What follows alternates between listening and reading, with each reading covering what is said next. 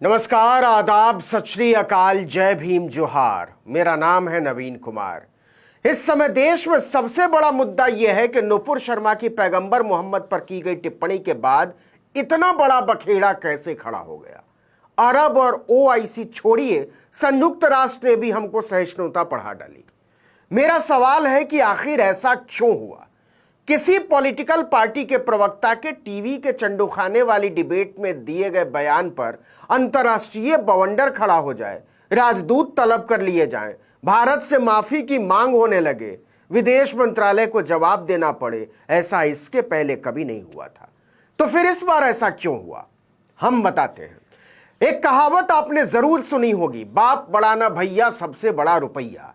तो सर जी, सारा खेल इसी रुपये का है, वरना हिंदू मुसलमान का मामला होता तो बीजेपी कहां जाकर खेलती, इसका हम और आप बस अंदाजा ही लगा सकते हैं। अगर अभी भी आप सोच रहे हैं कि भारत में विदेशी मुद्रा सबसे ज्यादा अमेरिका में बसे हमारे भैया दीदी, चाचा ताऊ, फूफा मौसा, मामा मामी भेजते हैं, अपना देश छोड़कर अंकल सैम के देश जा बसे वैज्ञानिक, एमबीए, कारोबारी, investment banker, professor, doctor, engineer, designer, वकील जैसे लोग भेजते हैं, तो आप सरासर गलत सोचते हैं। आपको लगता है कि इंग्लैंड में बसे भारतीय भेजते हैं सबसे ज्यादा विदेशी मुद्रा, तब तो और गलत सोचते हैं। लगता है जर्मनी, कनाडा, ऑस्ट्रेलिया या फ्रांस में बसे हमारे भैया दीदी लोग भेजते हैं, तब तो खैर एकदम ही गलत सोचते हैं। भारत को सबसे ज्यादा विदेशी मुद्रा अमेरिका वाले सॉफ्टवेयर इंजीनियर, मैनेजर और डॉक्टर नहीं भेजते हैं साहब। अरब अमीरात के कारीगर भेजते हैं, प्लम्बर भेजते हैं, कारपेंटर भेजते हैं, मजदूर भेजते हैं। और अगर सभी खाड़ी देशों से भारत को भेजी जाने वाली मुद्रा को जोड़ दें तो अमेरिका का हिस्सा आधा भी नहीं बचता। ब्रिटेन और कनाडा, जिन पर आप मरे रहते हैं, वहां जा बसे चाचा ताऊ तो कहीं गिनती में भी नहीं आते। चलिए इसको देख ही लेते हैं। भारत को विदेशी मुद्रा भेजने के मामले में संयुक्त अरब अमीरात पहले नंबर पर है।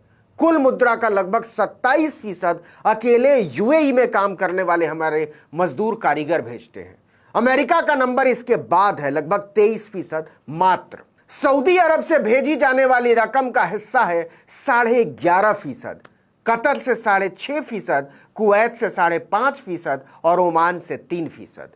ब्रिटेन में बसे भारतीय तो जैसे तैसे ओमान की बराबरी कर पाते हैं, और कनाडा वाले अंकल तो केवल जी 1% विदेशी मुद्रा भारत भेजते हैं। और अगर कहीं पांचों खाड़ी देशों को मिला दिया जाए तब तो मुसलमानों से आपकी नफरत का नाड़ा खुलकर नीचे गिर जाएगा। जोड़ लीजिए, 26.9, 11.6, 6.5, 5.5 और 3%।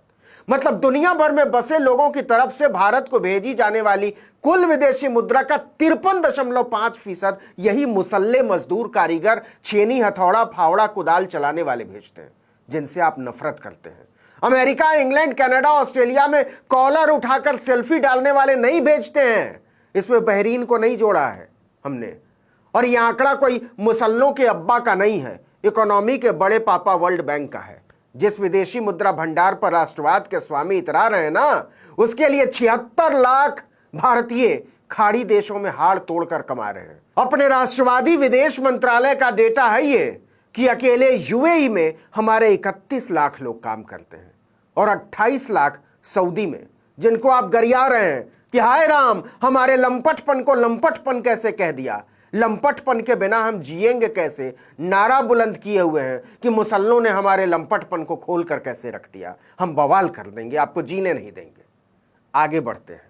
जो लोग इलेक्ट्रिक स्कूटी तक खरीदने की औकात नहीं रखते ना, वो भी इंतजार में बैठे हैं कि ऑयल इकोनॉमी खत्म होने वाली है, बस खत्म ही होने वाली है। इसके बाद अरब देश बर्बाद हो जाएंगे और इसके बाद मुसल्लों का तेल निकलेगा। अरे भाई, 10 रुपया तेल महंगा हो गया तो सुस्सू निकल गई खरीदने में।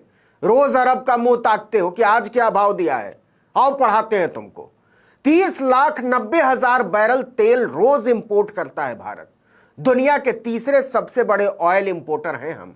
हमको जितनी जरूरत है उसका 84% तेल हमको आयात करना पड़ता है। ये तेल आता कहां से है? तो सुनिए, 14% अमेरिका से आता है, 15% अफ्रीका से आता है और पूरे 52.7% तेल हमारा हिंदू राष्ट्र मुस्लिम मिडिल ईस्ट से मंगवाता है, खरीदता है। मतलब खाड़ी देशों से तेल मिलना बंद हो जाए तो न चूल्हा जलेगा, न चक्की चलेगी, न आपकी कार चलेगी और न आपकी फुटानी। भारत सरकार की हवा टाइट होने के पीछे कोई हिंदू मुसलमान की कहानी नहीं है लंपट लालो, यह शुद्ध तौर पर कारोबारी मामला है। आप खुलेआम कह रहे हैं कि अगर मुसलमानों को भारत में रहना है तो दोयम दर्जे का नागरिक बनकर रहना होगा। आपके नेता कह रहे हैं कि हम कपड़ों से पहचान कर लेते हैं। आपका मंत्री कह रहा है कि देश के गद्दारों को जूते मारो। भाजपा के सांसद कह रहे हैं कि मुसलमानों का भारत में क्या काम। और यह सब कोई नुपुर शर्मा के जमाने में शुरू नहीं हुआ है। जरा सोच कर देखिए, जिनके पुरखों ने आजादी की लड़ाई लड़ी, जो यहां की मिट्टी में पैदा हुए और यहीं दफन हो गए, उन्हें खदेड़ने की बात कर रहे हैं। तो जो 76 लाख भारतीय खाड़ी देशों में ही विदेशी हैं, अगर उनको भगाना शुरू कर दिया तो आपकी अर्थव्यवस्था का क्या होगा? आपका सारा राष्ट्रवाद और हिंदुत्व 2 मिनट में शीघ्र पतन का शिकार हो जाएगा। आत्मनिर्भर भारत का नारा ना मुरमुरे का ठोंगा बन जाएगा। लेकिन मूर्खों की जमातों की समझ में यह बात नहीं आएगी। एक रिपोर्ट कहती है कि लगभग 86% कारोबार बढ़ा है भारत और खाड़ी देशों के बीच। 2020-21 में हम 27.8 अरब डॉलर का निर्यात करते थे उन्हें, और अब सीधे 44 अरब डॉलर का करते हैं। जमूरो, हिंदू और मुसलमान का नहीं, 155 अरब डॉलर का रिश्ता है हमारा खाड़ी देशों के साथ। पता कर लीजिए जाकर, खाड़ी देशों ने आपके अडानी की कंपनी में कितना पैसा लगाया है और अंबानी की कंपनी में कितना लगाया है। और नहीं जानते या नहीं जानना चाहते तो जाकर 2-2 रुपए का राष्ट्रवाद फैलाओ व्हाट्सएप, ट्विटर, फेसबुक और इंस्टा पर। ऐसे ही नहीं हालत खराब है नुपुर शर्मा और नवीन जिंदल पर।